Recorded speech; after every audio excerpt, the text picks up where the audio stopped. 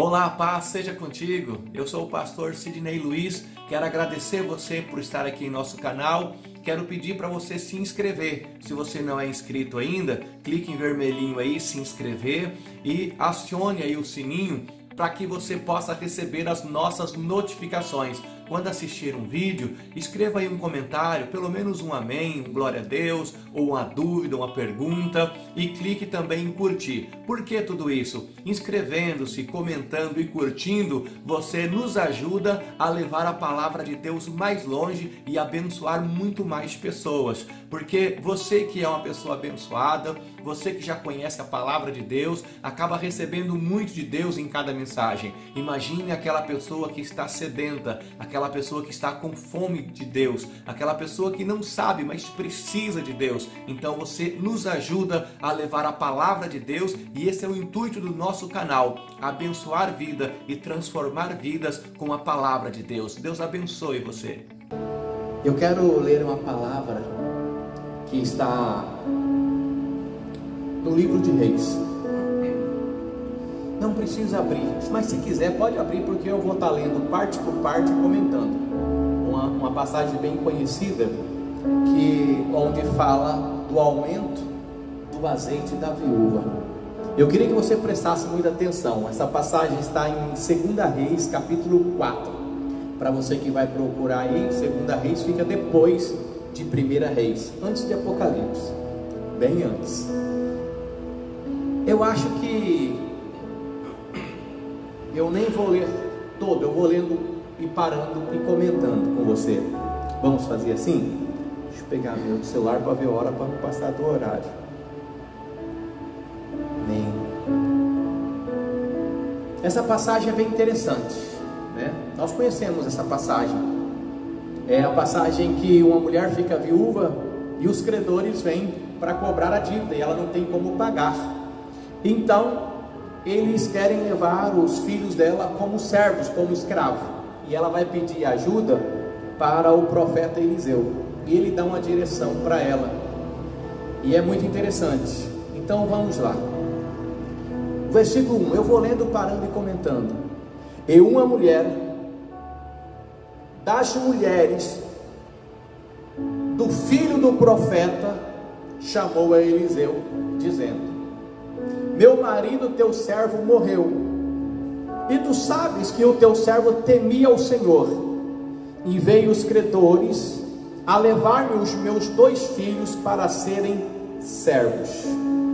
Bom, essa primeira parte é bom a gente entender uma coisa muito importante. A mulher foi conversar com Eliseu, ela tinha um problema sério, e ela procurou o homem de Deus. É comum os problemas na vida da gente. Ninguém está isento de problemas, seja qual for a origem, seja até mesmo por uma aprovação de Deus, mas na grande maioria pelos nossos próprios erros, pelas nossas decisões equivocadas, escolhas erradas, mas todos nós passamos por problemas. Mas um problema é que na hora da dificuldade, as pessoas começam a reclamar. E elas reclamam para todo mundo. Tem gente que reclama do seu problema para a vizinha, reclama do seu problema para o parente, para a tia, para o tio, reclama até na fila do banco, no supermercado. A pessoa está do lado, ela já puxa um assunto. E para puxar assunto é fácil, né? Olha para o tempo, se está calor, fala, mas está quente esses dias, né? Se está chuvoso, fala, está uma chuvinha abençoada, né? Aí outro fala, é mesmo, tá chovendo bastante, ou tá calor, e ali começa a conversa, e a pessoa já começa a falar, tá calor, né, mas quente mesmo é os problemas da vida, não, mas eu tô sofrendo demais, e começa a desabafar com alguém que nem conhece. Alguns não fazem isso, mas fala para todo mundo que conhece dos seus problemas. Eu já quero começar dizendo uma coisa: a mulher teve um problema, ela procurou o profeta Eliseu, o líder espiritual dela, líder do seu ex-marido que havia falecido, pois o marido dela era um servo de Eliseu, ele trabalhava, era um obreiro na seara, ele era um homem de Deus, ao lado do homem de Deus chamado Eliseu. Então ela foi logo na fonte certa. Então já fica para você logo de início um conselho: os seus problemas, conte para Deus. E é claro que você precisa da ajuda de alguém, de algumas pessoas, mas não saia falando os seus problemas para todo mundo, e principalmente para pessoas que não têm nenhuma condição, seja ela técnica, seja ela espiritual ou mesmo material, não tem condição em âmbito algum em te ajudar. Para que eu vou falar para a pessoa ficar sabendo da minha dor? Para a pessoa às vezes passar a mão na minha cabeça é difícil, mas depois me julgar e falar para os outros: está passando por isso, é porque merece, está passando por isso, porque não é cristão, está passando por isso, porque está em pecado, está passando por isso, porque fez isso, isso e isso. Não precisa. Conte o seu problema para Deus e procure alguém de Deus, alguém de oração, alguém que você confie se tiver necessidade, para conversar com essa pessoa, alguém que tenha condições maior do que você. Ou seja, só conte o seu problema para alguém que possa ajudar a resolver, senão não tem por que contar. Essa mulher foi falar com Eliseu, e ela chegou contando o problema, e o problema era esse: o meu marido faleceu. Ser viúva em qualquer tempo é complicado, imagina naquela época. O meu marido faleceu e eu fiquei com as dívidas, ele contraiu umas dívidas e eu não tenho como pagar, e vieram os credores e eles estão querendo levar os meus filhos. Ela estava desesperada: ele está querendo levar os meus filhos. E ela foi contar o problema. Outra coisa que a gente entende aqui: só porque você é servo de Deus, não quer dizer que você não vai enfrentar lutas ou problemas. Não quer dizer que você não vai ter algumas escolhas erradas. Não quer dizer que você não vai passar por uma crise financeira. Não quer dizer que a situação não possa estar difícil. Não quer dizer que você não vai errar. Você vai errar sendo homem de Deus ou não. A vida é assim. O problema é que nós temos que entender que nós temos que arcar com a responsabilidade dos nossos erros. Mas errar, nós vamos errar. Temos que trabalhar para errar o menos possível. Mas nós erramos e enfrentamos problemas concernente ou decorrente desses erros. Ela fala com Eliseu a situação. Ela disse: eu vou perder os meus filhos. Ela está desesperada. Versículo 2: e Eliseu lhe disse: o que hei de fazer? Eu de fazer. O que eu posso fazer por você? Na minha Bíblia está escrito: o que te hei de eu fazer? Ou seja, o que eu posso fazer por você? Disse Eliseu para ela: declara-me. Ele disse: declara-me. Nós temos que pagar essa dívida, mas fala para mim, o que você tem em casa? E ela disse: tua serva não tem nada em casa. Preste atenção. Eliseu disse: o que você tem em casa? Ela disse: a tua serva não tem nada em casa, senão uma botija de azeite. Ela chegou para o profeta e ele falou assim: vamos ter uma saída, Deus vai dar uma direção, Deus vai abençoar, mas você tem que fazer a sua parte. O que você tem em casa? Ela disse: eu não tenho nada. Mas quando ela pensou bem, ela lembrou que tinha alguma coisa. Eu quero falar agora diretamente com você que tem reclamado demais, e você diz assim: eu não tenho nada. Você tem sim, você tem alguma coisa. É importante nós entendermos que o nosso Deus nos dotou de talentos, e o nosso Deus é um Deus de oportunidades. Se você parar para analisar, a tua lista de agradecimento vai ser maior do que a de pedidos. Isso para qualquer pessoa. Eu desafio você a fazer as tuas listas para ver se a de agradecimento não é maior, a não ser que você seja um mal agradecido. Senão tem muita coisa para agradecer a Deus.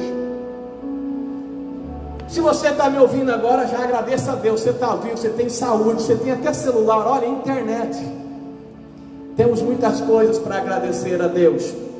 Então sempre nós temos alguma coisa, e Deus vai usar algumas coisas que nós temos.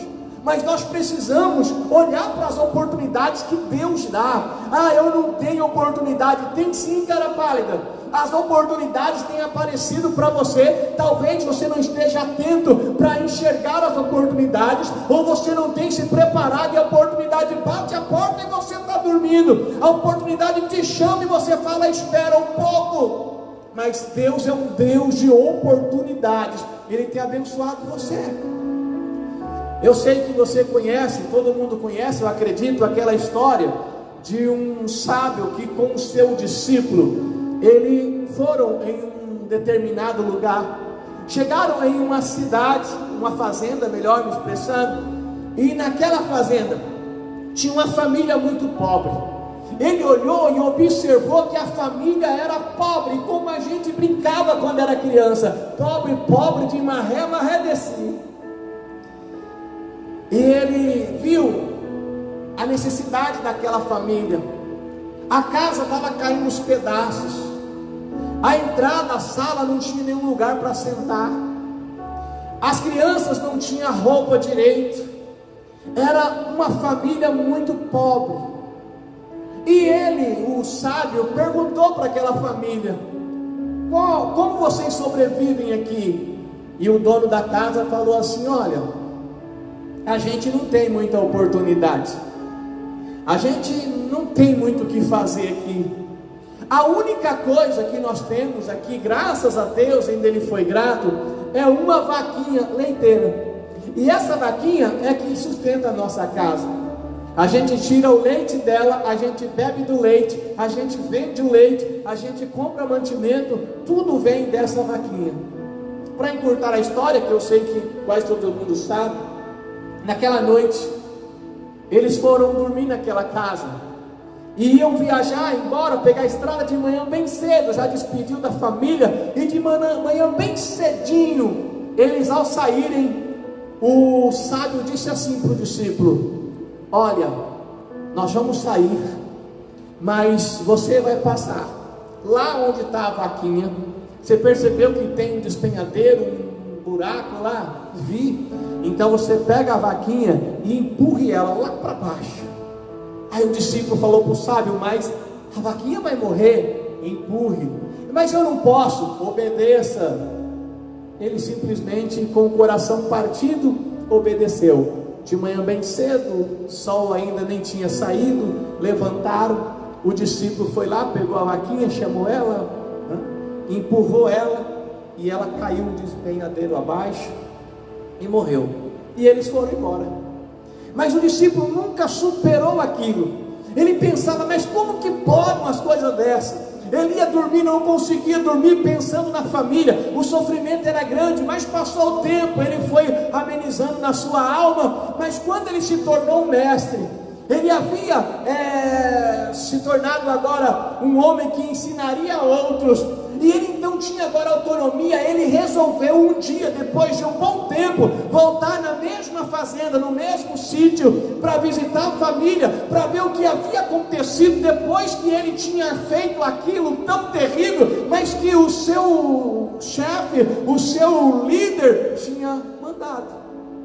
Quando ele chegou naquela cercania, ele viu que a casinha de tábua que caía aos pedaços não estava mais lá. Havia uma casa bem melhor no lugar, uma boa casa. Ele olhou, havia umas crianças maiores, mas brincando no quintal, crianças bem vestidas, brincando de bola, ou a menina brincando com bonecas. Ele percebeu que a casa era diferente, ele bateu palma, ele viu que o lugar havia prosperado. Ele pensou: a família teve que mudar, teve que ir embora, porque o único sustento era a vaquinha, então eu acabei com a vida deles. Ele quis saber onde é que morava aquela família, para ele ir lá falar com eles, para ele ir lá pedir perdão, para ele ir lá ajudar de alguma forma. Mas quando ele bate palma, o Senhor sai, ele pergunta da família que morava ali há alguns anos atrás, e o Senhor disse: não, eu moro aqui, isso aqui é herdei dos meus pais, desde que os meus pais morreram, eu nasci e cresci aqui. Aí ele conta a história, e o homem disse: não, mas somos nós mesmos.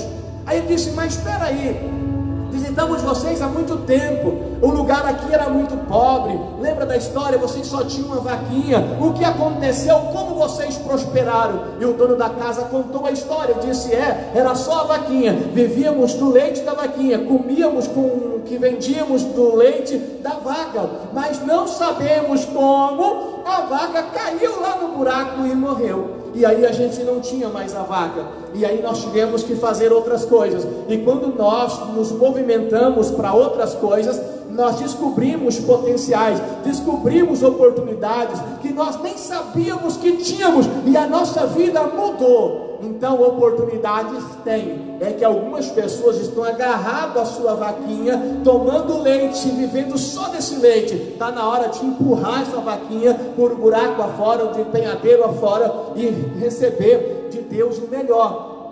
Qual é a sua vaquinha? Eu não sei.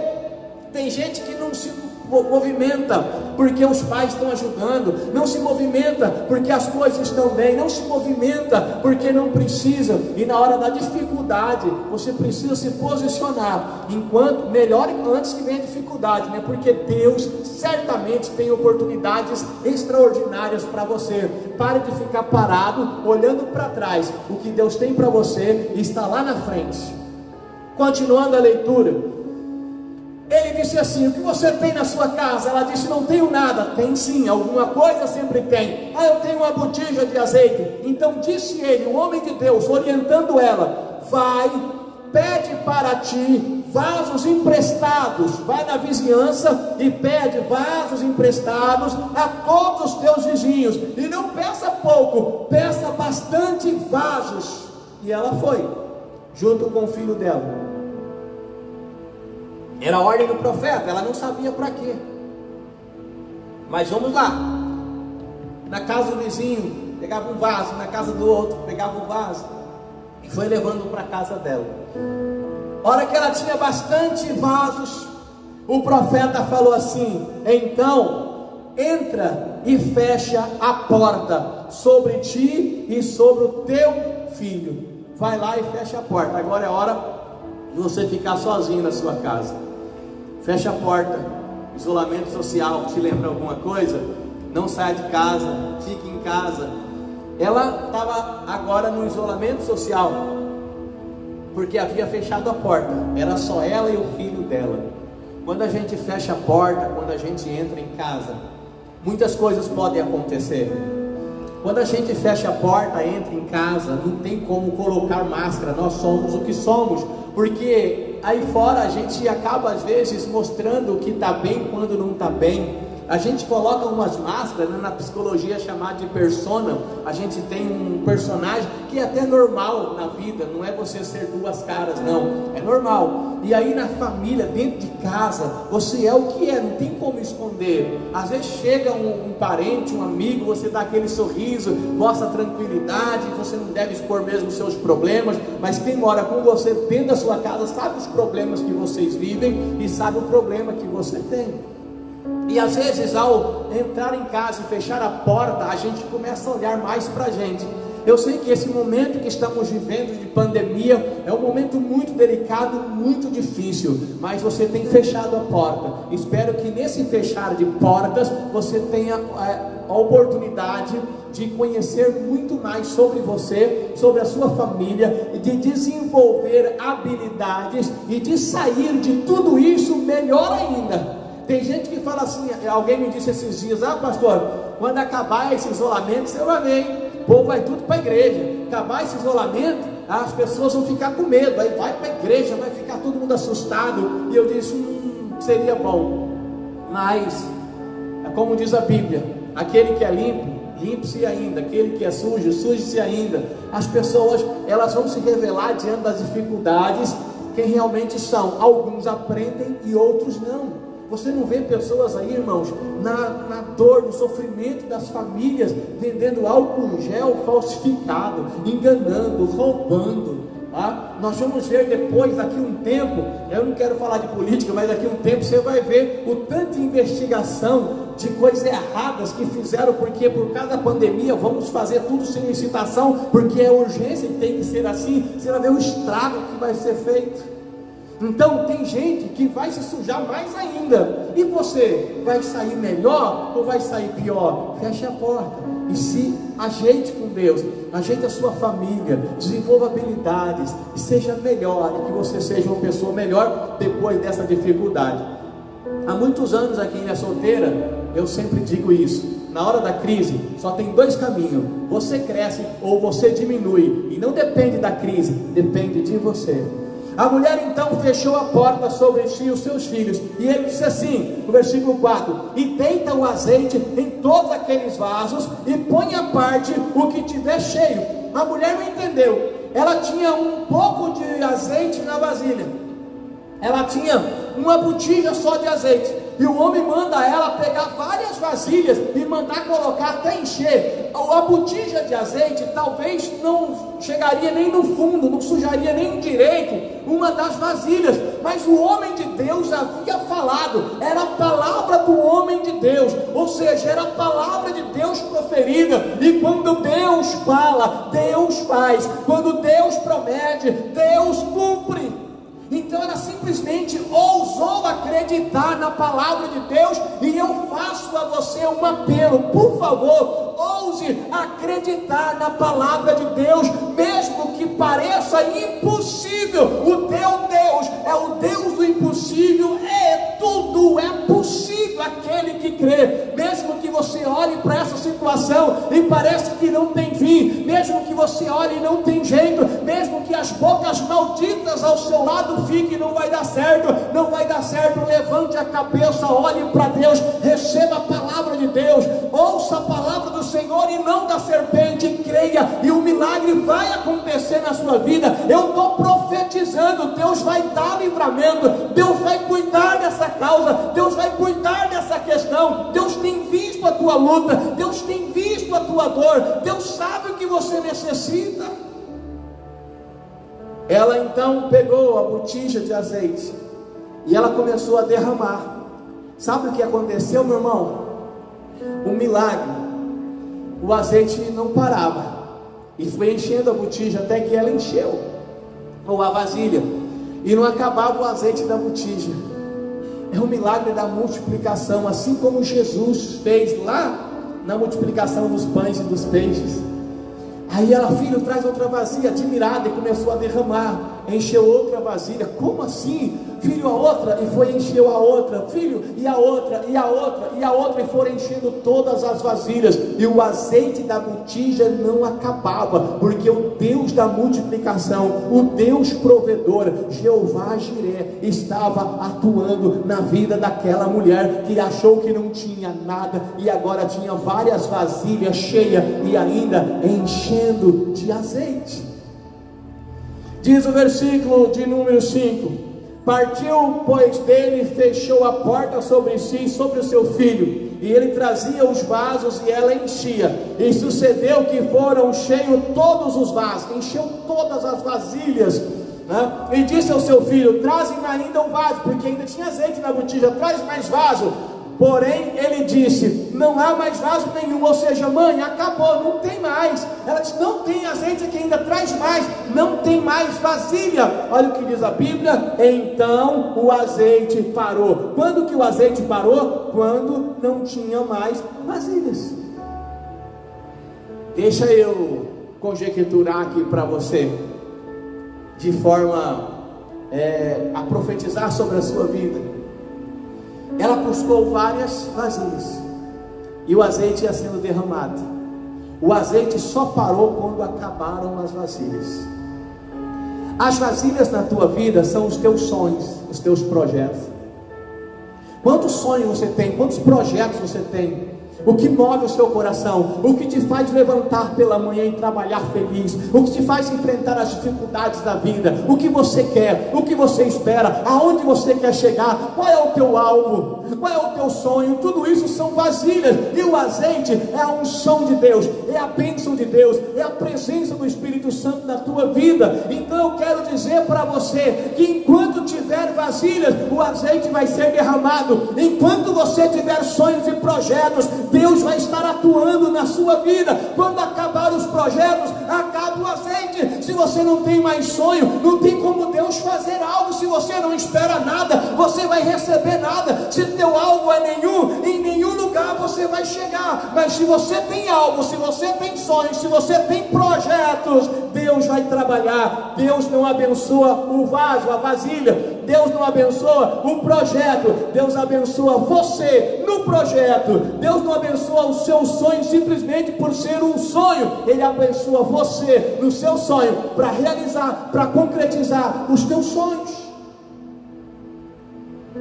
Quando ela terminou, quando ela acabou de encher a última vasilha e não tinha mais, o azeite parou. O nosso Deus é maravilhoso. E para terminar o versículo 7, então veio ela e fez saber o homem de Deus, ou seja, ela contou tudo o que havia acontecido. Sabe o que ele disse? Vai, vende o azeite e paga a tua dívida, acerta as tuas contas. Deus abençoou você, seus filhos não serão escravos, e tu e os teus filhos vivei do resto. Ainda o profeta falou assim: agora você vai ser empreendedora, você vai vender o azeite, você vai pagar a dívida e vai viver do resto. Olha só como Deus abençoou aquela mulher, ela conseguiu pagar as contas e ainda viver um bom tempo daquilo que Deus havia feito na vida dela. É muito importante que possamos olhar para a palavra de Deus com fé. Tem gente que diz: eu creio em Deus, mas ele só vê o natural. Mas o natural, naturalmente, todo mundo vê. O natural, qualquer pessoa vive.